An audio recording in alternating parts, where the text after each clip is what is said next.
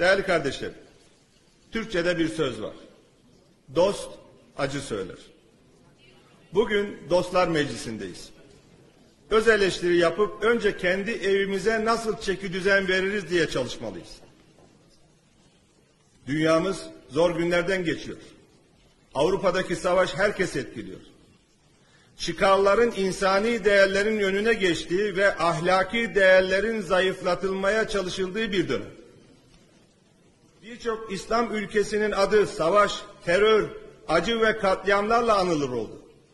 Çin'de Uygur Türkleri ve diğer Müslümanlar dini haklarını ve kültürel kimliklerini korumada zorluklarla karşı karşıya. Değerli kardeşlerim, İslam dünyasının içinde bulunduğu durumun sorumlusu kim? Başkalarını suçlamak en kolay iş. Peki bu neyi değiştiriyor? Neyi değiştirebiliyoruz başkalarını suçlayarak? Önce kendimizi hesaba çekmemiz lazım. Peygamber Efendimiz müminlerin bir vücuda benzediğini, vücudun bir yeri hasta olduğu zaman diğer uzuvlarının da bundan rahatsız olduklarını söylüyor. İslam alemi Saraybosna'dan Urumçi'ye, Bahçesaray'dan Sana'ya, Mali'den Mora'ya çeşitli dertlerden mustarip. Peki geri kalanımız bu rahatsızlığı duyuyor muyuz?